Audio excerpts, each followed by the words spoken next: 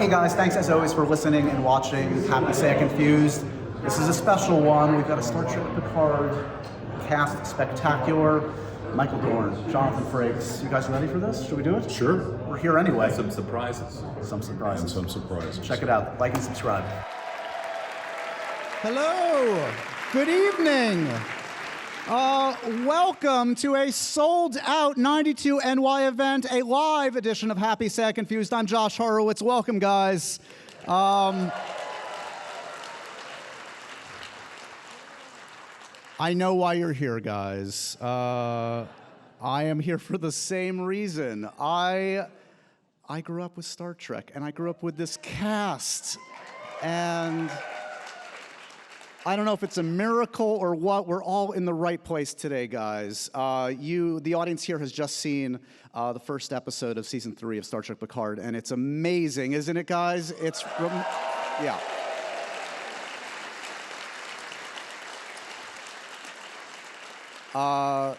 Hate me if you want, but I've seen the first 6 episodes. It's honestly, you don't even know what is coming. It's insane.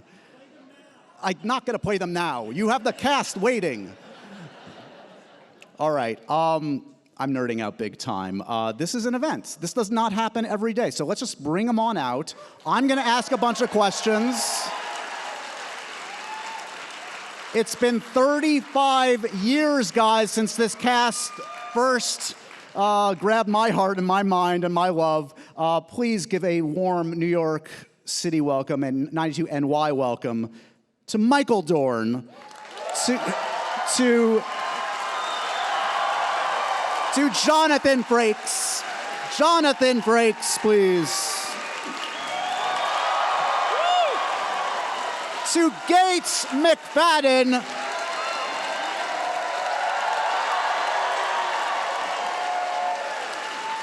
And to Sir Patrick Stewart.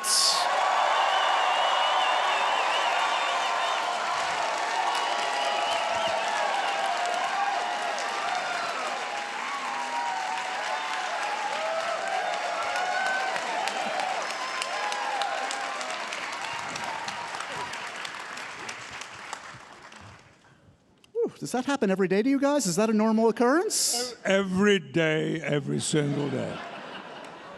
He usually kisses Patrick and Michael Dorn, too, but... Right. It's not their day today. It's got the rotating schedule. You got to leave them wanting more. But when people see you out and about, because you are actual friends in real life, I know it's shocking to say, but it's real. When people see you out in the wild together, it must be insane. Do they react in something maybe a little bit more muted, but still slightly insane? Hopefully. That's the desired effect? Exactly. I actually don't get that. If you wore that turtle head out more. Yes, I did. In fact, for many, many years, when I would be out in public, I would get the same look every time. I'd be like talking or going through an airport, something like that, and I go, "Yes, I have, the flight to Orlando," and the guy says, "Yeah, that'll be."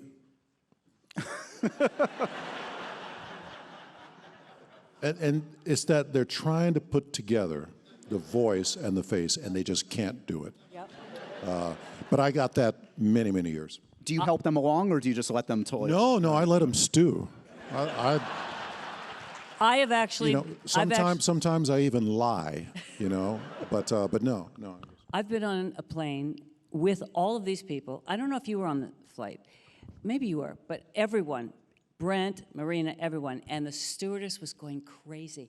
And she was going around asking for... Flight attendant. I'm sorry.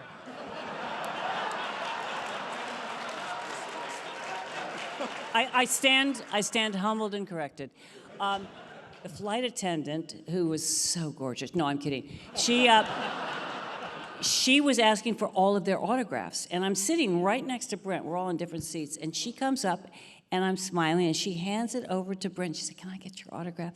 And he signs, and then she asks for it back, and then Brent says, "Well, wait a minute, don't you want hers?" And she said, "Oh, okay, Mrs. Spiner, sure." And so I signed it. I said, "Love you, Mrs. Spiner." It's a collectible item. I mean, to be sure, it's a collectible. Collectible. Yeah.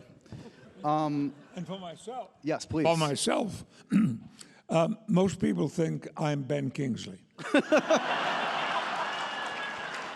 Now, he's a lovely guy. I've known Ben for 50 years, and he's a brilliant actor. But would he please stop pretending to be me?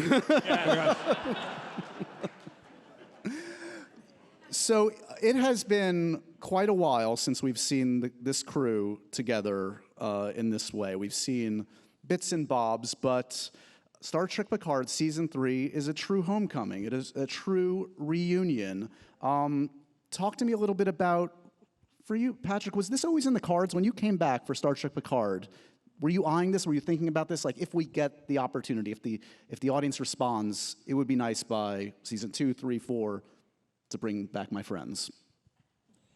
You know, this may not go down well. Uh-oh. You're going to go with the truth. He's going to go with the truth. The words homecoming and Reunion. reunion, yeah. That's not what Picard is about. It really, really isn't. I know a lot of people wanted to see Next Generation just with an older cast, but it was not. It was never going to happen. Not for me when we first talked about it.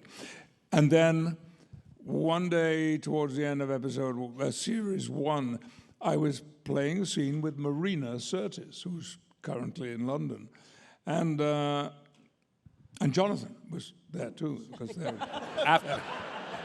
Story of my life. They're husband and wife, and I found the experience to be so delightful and touching and full of complex emotions because you may know, you may be surprised, we are a closely bound group of actors. And I love everybody, and I feel love coursing back at me all the time. And that's been the great benefit of filming Picard. I'm curious for Gates and Michael, was there any trepidation when this comes around? I mean, it'd been some time since you'd played these characters. Did you have questions? Was there, I don't know, did you approach it cautiously, or were you all in from the first idea of it? I was working in my living room on Cursher for like 20 years, just every day in the uniform, and it was good, okay? You all missed it, so. I would watch the one-woman I, Beverly show any day. No, it was a great thing to get a call from Terry Metalis, who I think is fantastic and has put this all together. Unbelievable. Yes, applause for Terry.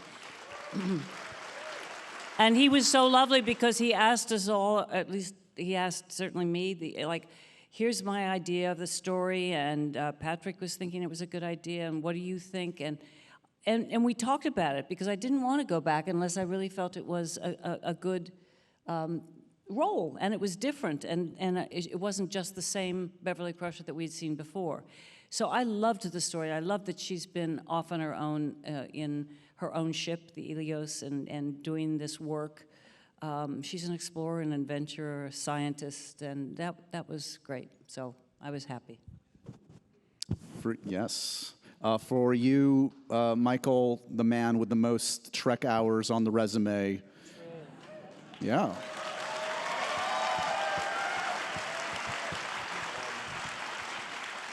I got 280 episodes. 280 episodes. We think 1,000 makeups, 1,000. I've always been, surprised. I always surprise myself that I so easily go, yeah, I'll do it again, But there's one thing that you forget about, and I don't know why I do, but I kind of forget about it until I get there, and it's the makeup. You just go, wow, and I want to make this as short as possible. It's like getting a call from an old girlfriend who says, hey, Michael, hi, this is Mary. Oh, hello, Mary, how are you doing? Oh, I've been thinking about you so much. I'd really love to see you again. We had such a good time. And you go, yeah, she was really nice and really well. You had a great time, a lot of lovely things, and yeah, I'll have dinner with you. And then halfway through dinner,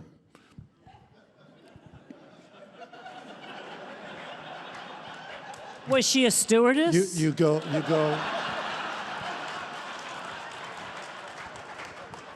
And but it was the same thing. They made it very, very easy to come back because they incorporated stuff that we thought and stuff. I thought and stuff that they had in mind, and it was a fairly easy transition.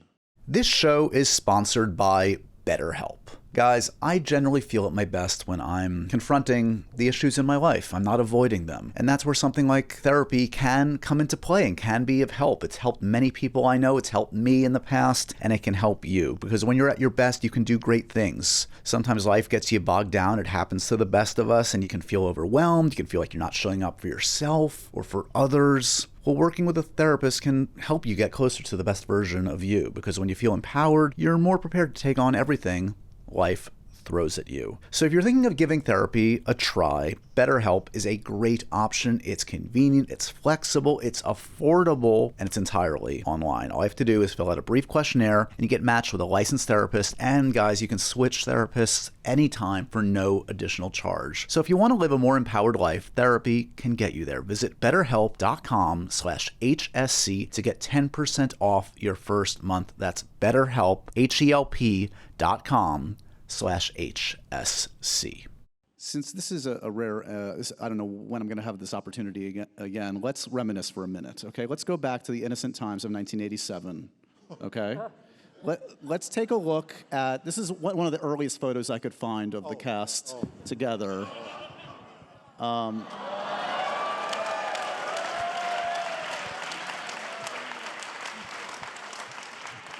So put me in your brains in that moment. What did you know what you had gotten yourself into? Take me back for a minute. If there was a thought bubble above each of your heads, what would it say? I hate my spacesuit. Here. Here. I'm in America. Yeah. Yeah, I got it. an English job. I got it.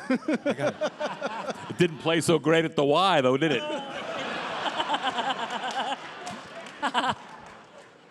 Well, speaking of laughter on the set, when did you guys relax? When did laughter start to actually enter the equation? Like, was it tense right from the start, or insane right from the start? The vibe of. You want to take that one, Patrick? Take that one, Patrick. Insane, yes, I think so. You may have heard this before, but my first day was not the day one of shooting, which rather disappointed me. I thought as a captain I should have been in the first day. As 7 years later, I was in the last day of shooting. And you didn't like that. Well, it wasn't the last scene of the show. It was an earlier scene, and it was with this guy, Q, And anyway, and everybody, it was like 1 o'clock in the morning, and everybody was so tired, and they just waited to hear, and cut. That's the end of Next Generation. And it took a while to come, but then it did finally arrive. We all fell asleep. I'm stopping there. Okay. You're the captain. Do what you like. What's the... Respect.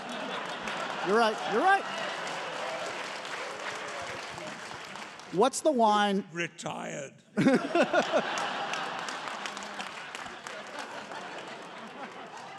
Is there one line of Technobabble that will haunt you to your dying day, that you will hear in your, just in your brain, that will never escape you, that was traumatic at the time? And still, I never had Technobabble. Worf was Nice planet.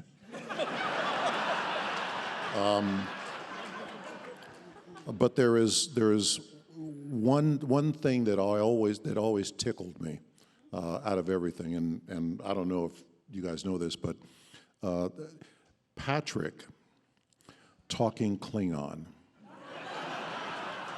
Oh. I literally couldn't get through a scene.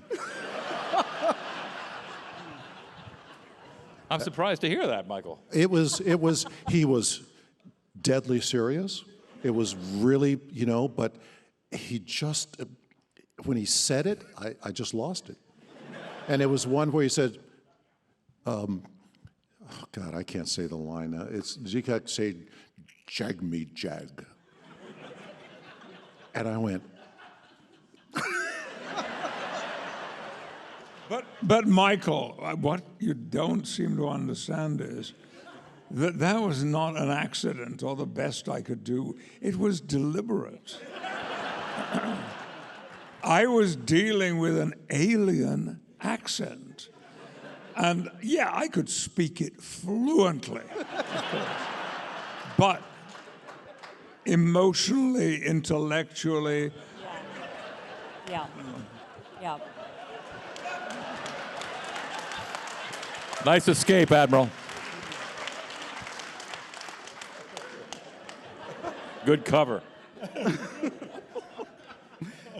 You all directed on the original, on Next Gen or Deep Space Nine. You all directed.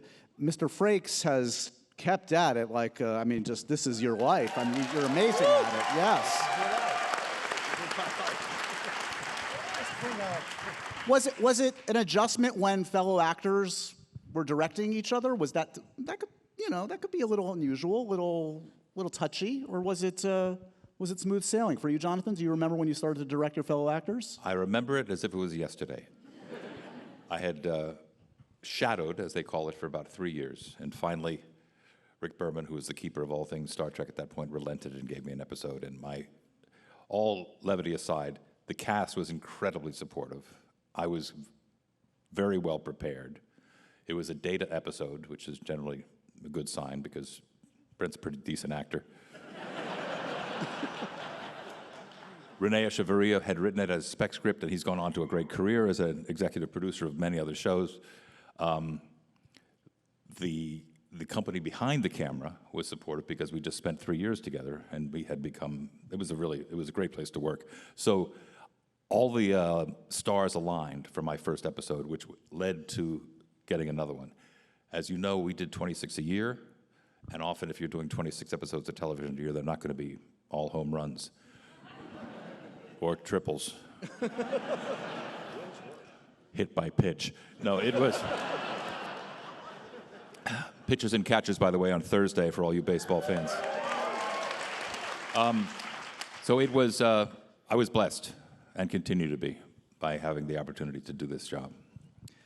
Gates, when you think back to the time on Next Gen and the films, I mean, look, I think we can all agree, Crusher was underserved. Crusher did not get what you and... Wait, so I was in those films? Oh, okay.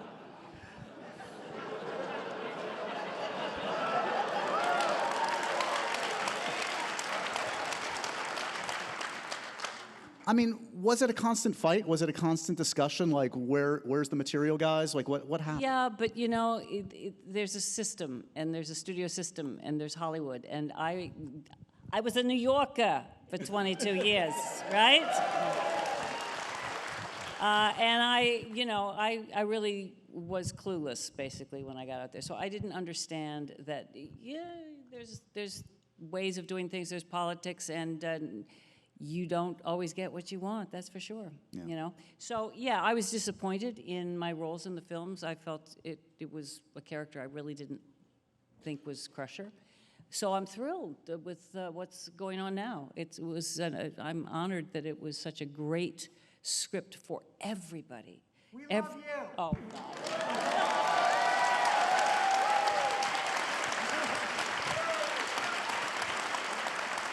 And the new cast people in this season, the people who I had never worked with, are fabulous.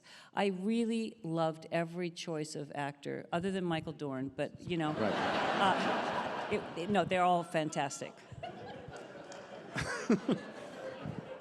Has the tech changed that much? Are you guys still kind of like pushing back and forth when the ship is hit? Does it feel like... I'd like to. I don't know if I like your tone. Yeah. I was getting ready to, You see what he... yeah. We worked on that shit. No. There was, let me say, that there was, they have tried for I don't know how many movies to replicate that.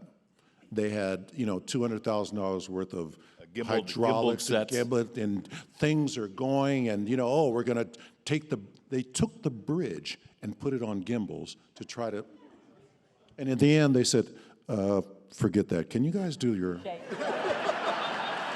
seriously. We had a couple of rules. We would ask, after we had conferred as a company, we'd ask the director, what do you want? Between a 1 and a 10. That's right. That was the level of shake. If it was over an 8, somebody had to fall. And I think it's a good time to share a little anecdote. If you will, we're on the bridge. Sir Patrick's in the middle. I'm over here to his right. Marina's over here to the left. Down in front, we've got LeVar and Brent, and we're shaking like crazy. And Patrick's in a seat that is, by the way, ergonomically designed to his ass, or lack of ass. So he's extremely comfortable and shaking in his seat. And I'm sitting where Gates is, and Patrick's grumbling and shaking. And he's all, Johnny, 25 years in the Royal Shakespeare Company for this!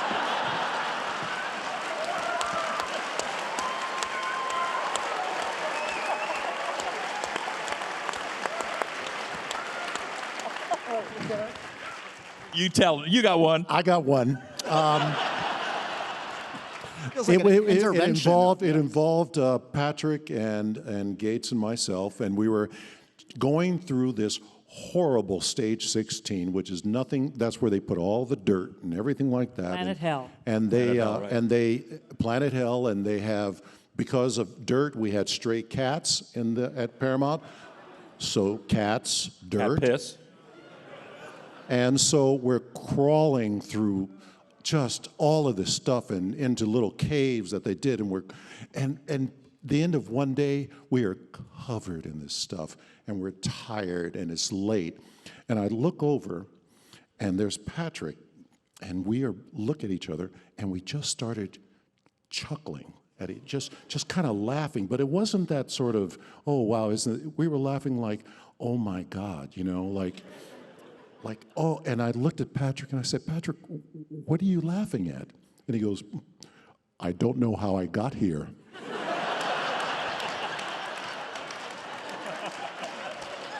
And I said, he says, 1 minute I'm doing a seminar in Santa Barbara, and the next I'm crawling around in cat shit.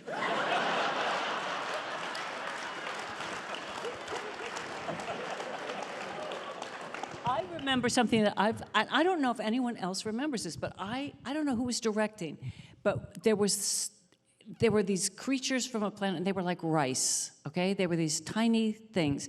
And the director, who was a new director, he had us all standing in a line, and we were supposed to pretend, they were going to do CGI, that we were watching this thing. Do you remember this? And the director had a stick, and we're all in a line, and he was having us move with whatever he was doing. And I just have this memory, it was late at night, and we're all of us in a line going, and it was like ridiculous, and we all started laughing. That's what I remember, and it was like, and then finally we got to sort of space it out. We had some crazy. So, with all of these glamorous experiences over the years, I mean, Patrick, I mean, like, I'm sure, look, it's a love affair with Trek. It has brought you so much joy and happiness and a life. But, like, has there been kind of a push and pull at times where you were like, guys, I need a day without a Trek reference. I'm good. Like, I need a break from Trek. Or has it felt like a steady, like, did you kind of rationalize and understand what your relationship was to Trek and the fans pretty early on? Did you just say that this show brought you a life or brought you a wife? Which was it? I know. Choose. Because they're not the same thing. No, well, there's sometimes overlap. I said life. You did say wife. No, I didn't. I said life. But it was in your head. Yeah, that's good. Good, because That's the other character that can read minds. So, what was your question? Your relationship with Trek over the years, has it always been, a healthy one, or did it feel like at times like a lot to wear that mantle? It has been much more than healthy.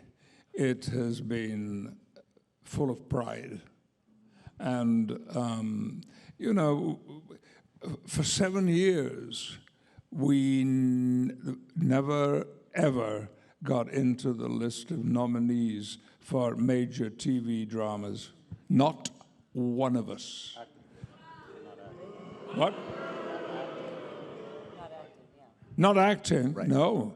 I don't think directing ever got an Emmy.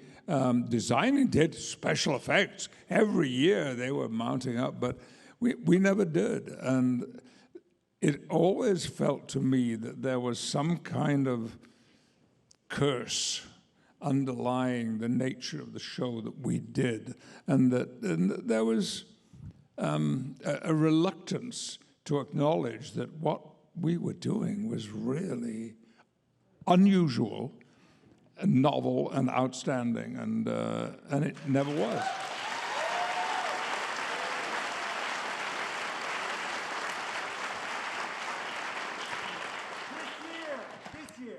Thank you. Thank you. Yeah. That's all. Anyone can take this. Finish this sentence for me. If I'm scrolling through the television channels and I see The Next Generation is on, I... ... Pour yourself a drink.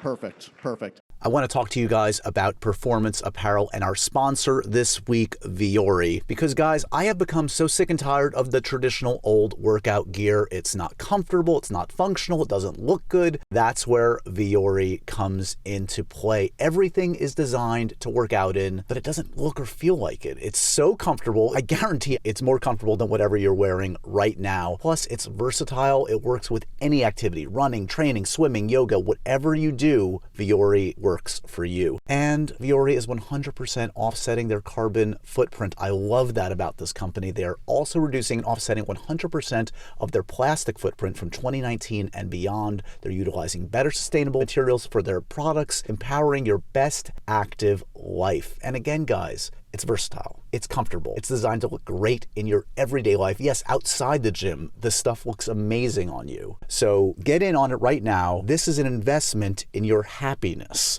For our listeners, VUORI is offering 20% off your first purchase. That's right. Get yourself some of the most comfortable and versatile clothing on the planet at VUORI.com/HSC. That's VUORI.com/HSC. Not only will you receive 20% off your first purchase, but enjoy free shipping on any U.S. orders over $75 and free returns. Go to VUORI.com/HSC and discover the versatility of VUORI clothing.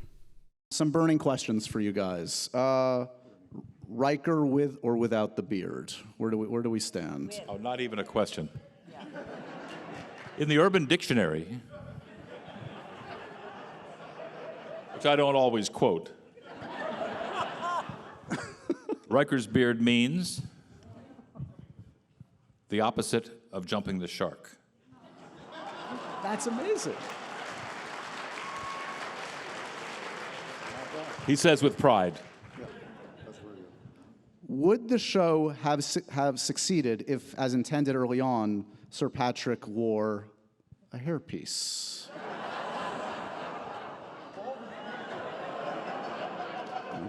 Can we look at the photo that we have? We have a photo. Oh, don't. Oh, don't. No. We don't have to. We don't have to. We don't have to. We don't have to. We don't have to. Whew. Dodged a bullet there. Yeah. Better villain.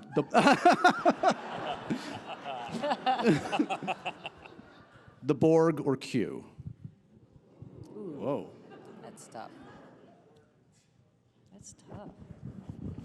I think definitely the Borg. I mean, my own opinion. I thought that Q was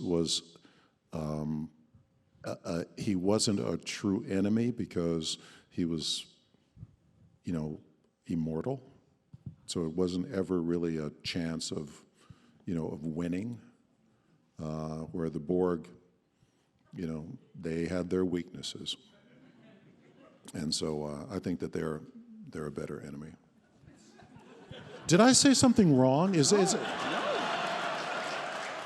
Did I get the question wrong, or what? I don't know. What is? Jesus, Johnny, you look at me and I got all I'm nervous. confused about who the Borg are now. What do you mean? You said Q's immortal, so therefore not really an enemy. Yeah. What about the Borg?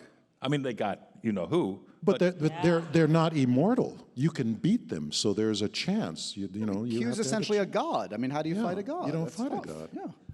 I'm with you, Michael. It's all good. We're good. Yeah. All right. Wow. We're going to have to ponder that one a little. What about Vatic? Oh, new season. Yep. Guys, wait till you Wait, see was it. she in this? In the first episode? No. No. Oh, great. CBS, my apologies again. Uh-oh, they're on the phone, the producers. Okay. I have deep respect for both categories. Having been myself for a while a Borg, then there is an empathetic quality inside me. But I also love John Delancey. He raised the stakes every time you played a scene with him, and he's a wonderful man and a just astonishing actor. However, what you missed out were the Ferengi. They never got respect. They're my guys. I love them. Next time I come around, I'm gonna be a Ferengi.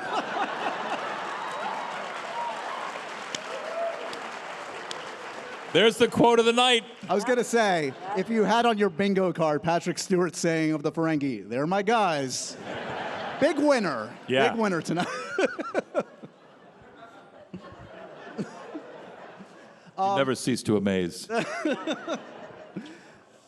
Again, without ruining anything of the season, because there's a lot of surprises in store. And as you referenced earlier, these relationships have evolved. Riker and Picard have a much different kind of dynamic that we're going to see.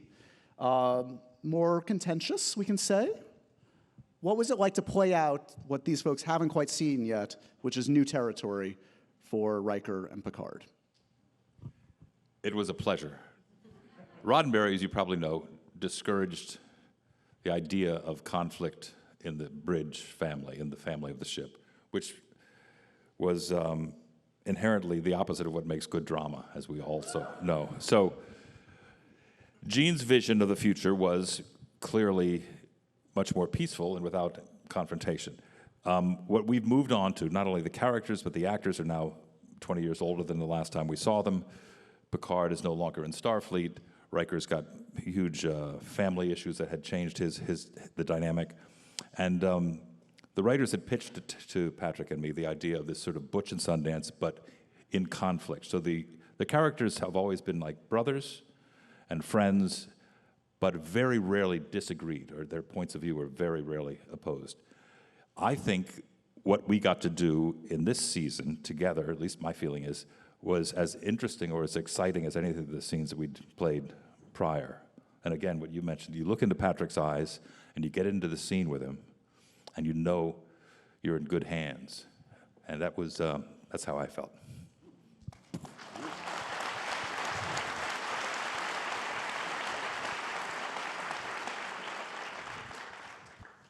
We have, as you can imagine, a bunch of questions from this audience, so let's see what they have in store for you. John G. wants to know, do you think Star Trek can still be used as a mirror to our current world? Sure, yeah, absolutely, I think it can. And I think that's the way that it's going, and it's something that my association in that respect makes me very proud. We just mentioned the new villain, Vatic. In the final original series film, Christopher Plummer played the big villain. What are your thoughts on the symmetry of his daughter playing the big villain in this next generation adventure? She's such a gifted actress. This is Amanda Plummer. We should Amanda mention. Plummer. And I mean, I knew her work from theater in New York. She has really done a fantastic job in the season. Really, really spectacular. I think everyone's going to enjoy it. I was very impressed with her choices, and it was so much fun working with her. Really, really fun. Yes. This is an important one. Doug wants to know if you were a warp nacelle, would you be the port nacelle or the starboard nacelle? Take your time. Don't rush into this, guys. Yeah. Michael wants words with Doug. Port or starboard? Anybody? Lefty or righty around here? No? Pass? Port. Well, you have a better chance of surviving in the port nacelle. Yeah. Yeah. Port. Okay. Okay, Except if you're port. bald, and then your chances go down. Right. To Gates McFadden, what is Dr. Crusher's medical specialty as you see it? As I see it, Yes. well, I'm glad you asked. I will be taking appointments. I think Crusher's specialty, I always wanted to, I brought to Gene, when I first came in to talk to him, I brought all these Oliver Sacks books because I had read his books and thought he was fantastic. So I said I want her to be a neurologist, really someone who's very into the brain, and because I think we're only beginning to understand the brain, even now, and it's so extraordinary. So and I had brought him Awakenings, which the movie hadn't been made yet, and I said, this would be a cool episode, this kind of thing. So I always patterned her after that, but then I realized she also could work on cats. And, you know, so she had a lot of specialties, and she worked a lot to expand her practice. Although she always only had about 2 patients in sickbay. But still, okay? And many of them died, yes, I know. I was just about to say.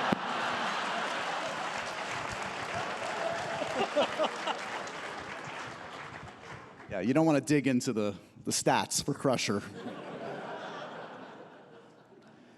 This is for Patrick Stewart, but I'd like to hear any and all of you weigh in on this. What has surprised you most about your character after playing them over the years? Like, were there new surprises this season that you found? I mean, you know these characters as few do, as no one does. Yes, but I'm not allowed to talk about any of them. No, there weren't really surprises. The only thing that was a surprise that they had talked about was the way the character looks.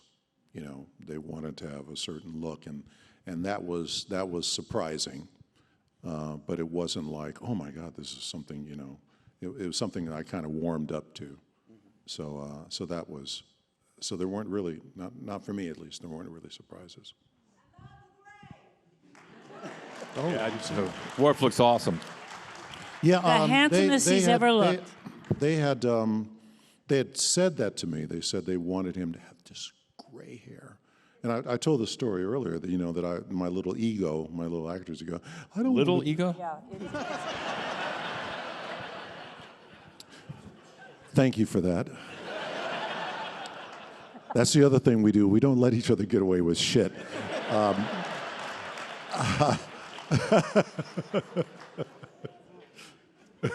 Alyssa would like to sorry. know how many fish were in the fishbowl in the ready room? 5, Patrick? Okay.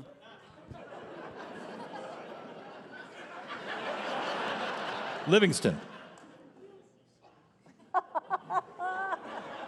You meant in total, didn't you? I believe so. Yeah.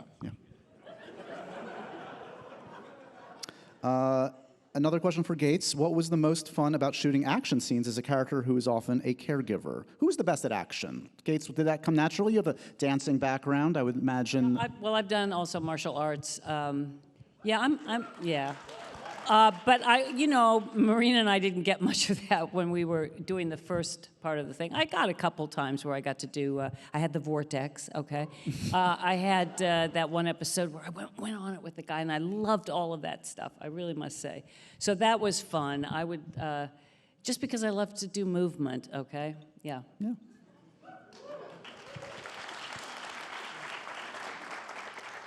Michael, do you enjoy Worf's fighting moves all these 35 years in? Yeah, I do actually. It kind of started with, as we all know, the first season. Whenever a character would come on the ship, who was supposed to be kind of big and strong, they would beat up Worf. You know, it always. Yes, hello, I'm Jean-Luc Picard, and this is, Lieutenant Worf. Would you like to beat him up? Yes, please.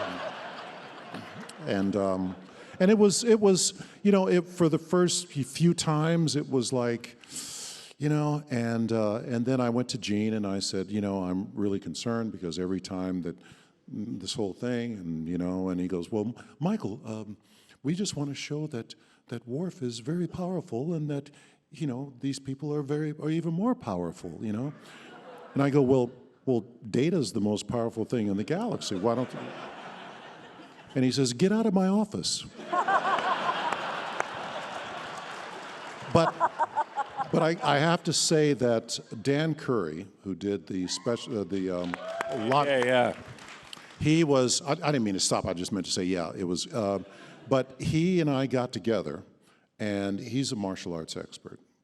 And, well. That's why we do these panels. We learn things about each other. And so he and I got together, and we created the Klingon martial arts. And that was, all of the stuff that you see is from him. So, and I do enjoy that. I like the physicality of it. I like all the stuff. And so it was always a pleasure. And in, the Picard iteration, it is same thing. We continue with that, which I'm very happy about to a great degree.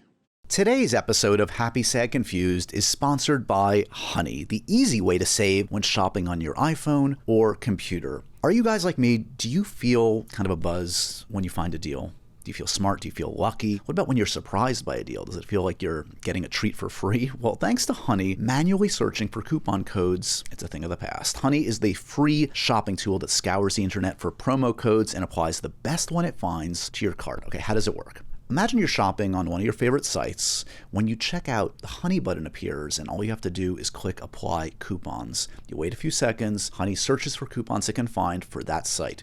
If Honey finds a working coupon, you'll find the prices drop. I know from experience, guys, I've just gone through this. Valentine's Day, my niece's birthday, I had to get gadgets and clothing and gifts, and Honey was there for me. And Honey doesn't just work on desktops, it works on your iPhone too. You just activate it on Safari on your phone and save on the go. If you don't already have Honey, you could be straight up missing out, guys. And by getting it, you'll be doing yourself a solid and supporting Happy, Sad, Confused. So get PayPal Honey for free at joinhoney.com/HSC. That's joinhoney.com/HSC. When Nemesis came out, did it feel like there was unfinished business? Like, did it feel like this wasn't the way we wanted to go out as a cast? Yes, Patrick? Definitely. We wouldn't have gone out if the movie made any money. I think that's the sad truth, is that Paramount had made 10 Star Trek movies, and 9 of them made money, and Nemesis didn't, and they said, we're done. And they shut down the movie franchise, and then they gave it JJ and gave him a lot more money, and he made some big, wonderful, glorious cinematic movies, and we're all back.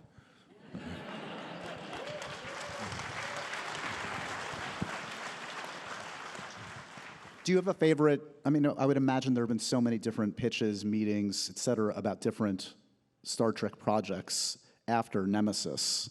Was there one project in particular that, for any of you, that was close to your heart? What?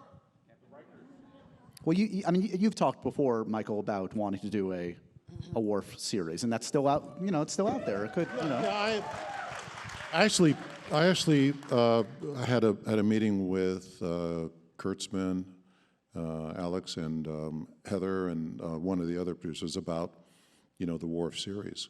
And in this business, and John and I were talking earlier that so many things have to happen, have to fall into place in this business. I mean, I said, oh, like 10 things, and he says, no, 20 have to fall into place before anything happens. I mean, they could be like, oh, wow, this is great, and one person goes, no, I don't think so. Right. And they go, no, we didn't like that either, you know, and that's the end of it, yeah, so. But, you know, you never say never in this business. I mean, well, what do you think? This is the last? I said, you can't predict that, especially in Star Trek. If they said, oh, by the way, 20 years later, you're going to be doing this again, you go, you know, I'm going to be on a beach. You know? I'm not going to be, you know, so here you go. Does it feel, well, it seems fruitless and futile at this point to say, like, this is the end, right? I mean, like, it's being said this is the end of the Star Trek Picard series. Is that true? I mean, that doesn't, I guess the caveat is it could be something else. It could be called something else. I'm just giving you an opening to continue, Patrick. But yes, we know really would be Star Trek Picard with other folks too. I don't know that they want to change the title. Right, Patrick? Oh, look, to me, 3 seasons was always ideal, perfect, because I didn't want it to become bogged down and, you know, trying to find new stories to tell and tell. I was so happy with where they placed Picard at the very beginning of this movie and of the season. And I also felt that having lived with him for so many years, I could live with him only for a few more. And in fact, what we ended up doing was unique in many respects, and I like that. I really like that. I will say, and I haven't mentioned this, and again, I'm not going to ruin anything, but like I was also astounded at how much it honors all the iterations of Trek. If you're a Voyager fan, a Deep Space Nine fan, any of the series, and it really, Terry Matalas, the showrunner, has really done a great job in kind of threading that line between, you know, it can be called fan service, but it's not. It works for the story. It really does, and it's you'll like it. That's all I'm saying. You'll like it. We hope so.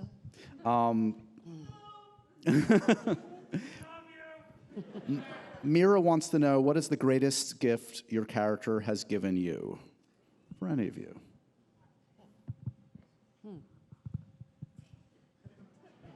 It's a big one. Mira doesn't do easy questions. Yeah. How to listen. Yeah? That's a good answer. That is a good answer. That's a really good Good answer. answer. That was it. Yeah, I like it. Yeah. Yeah. I mean, listening is really, really important on what we do. You watch TV and I can see actors who are just waiting for their cue. They're not actually listening to what's being said to them. And you guys have heard me say this so many times. On a meeting that I once had with Rod Steiger, it was my first day ever in front of a camera, and he said to me at lunchtime, you know, what you got to remember is the camera photographs thoughts. Wow. Think about it. Are there any traits from your respective characters you'd like to? Oh, that's a different question. Well, I'm tweaking it. Yes. For Mira, yeah. Patrick and I have often talked about if we could be the men that Picard and Riker are, we would be better men. There's a certain sense of honor, and there's a loyalty, and there's the qualities that Roddenberry imbued into the characters that he wrote are qualities that we aspire to. I certainly aspire to be that good a man, and will not be. But it's good to play him. It's good to play someone who is that honorable, I think, and has a sense of humor. But his loyalty is really admirable. I'm curious, just, look, you have about 800 devoted fans in this audience, and you encounter folks like them every day the last 35 years. And that's a lot of energy. That's a lot of love. That's a lot of, it's a lot. And I guess I'm curious, like, how do you receive that? Has it changed over the years? Do you respect it more or understand it more? I've learned so much about about this country, about myself, about the future and how we are all connected. I've grown a lot as a person, I think, through many of the people I have met. There are some amazing encounters that we've all had, and I really respect so many of the people who love the show. They taught me what it is to be a role model. I didn't teach them, they taught me. And I hope if I have any legacy for the character, it is a character that gives love. Because I think that it's ephemeral. It's not like not a monument, it's not a plaque, it's just something. And there is a give and take with an audience that is extraordinary. And certainly for Star Trek, it's been powerful. Well said.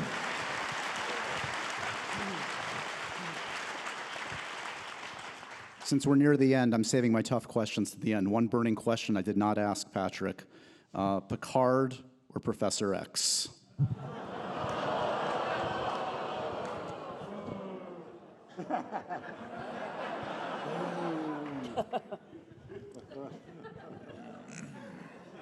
Well, you know, the nature of both these characters is so different.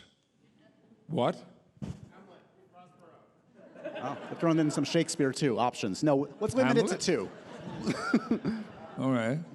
Well, maybe I'll give it a shot. Ian McKellen's just played Hamlet. There you go. Yeah.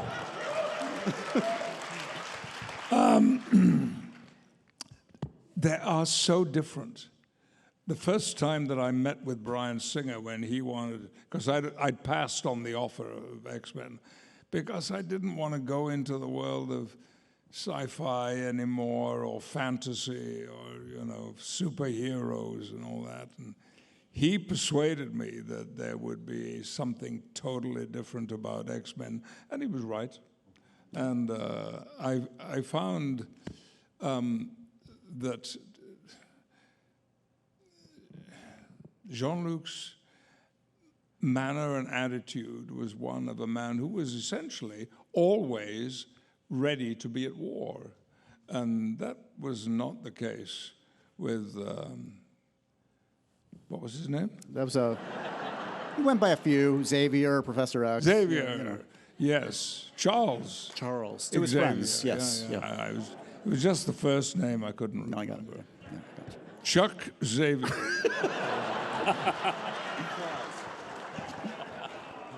I liked him because just like the work we did, I loved being with that company of actors as well. Do you feel okay about Hugh going back? I feel like you had a pact. You were out together. Now Hugh Jackman's going back.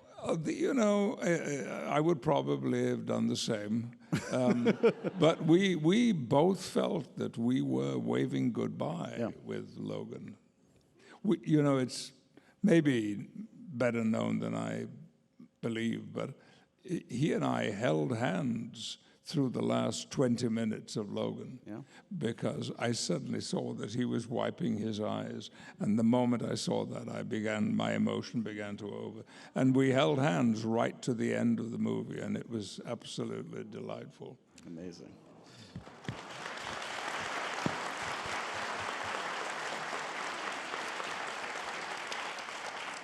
I mean, should we end with taking a shot as if we're on the bridge, guys? What number? 3?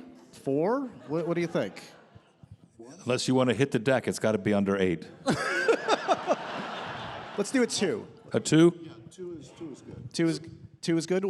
And which way are we going? We'll start to the left. Okay. Somebody has to say and shake. And shake. Okay. And as you're set the up. The audience will say and shake. Okay, so. But you have to put a little pause between it. So and shake. Okay, so I'm going to give you a 3, 2, 1, and then you do the and shake together. You guys got this? We're going left. We're going to start left. Yeah. Okay. Come back in. I'm sweating, guys. I'm scared. You fucking set it up. This is your call. You're the only one who doesn't know what you're doing. I know. It was a horrible idea. Okay.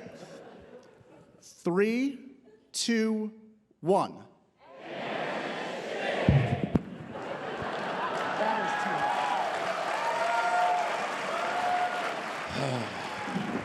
That was too much. What number did I give you? You gave us like a Like a 5. 4. Yeah, 4 or 5. 5. My first one, guys. All right. And you have to have that look on your face, too. You like the 2s, don't you, Patrick? I know you do. Yeah.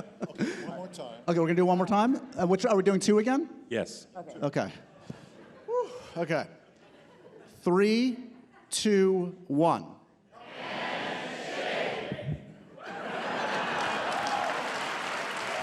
The victory is ours. Ladies and gentlemen, the cast of Star Trek Picard.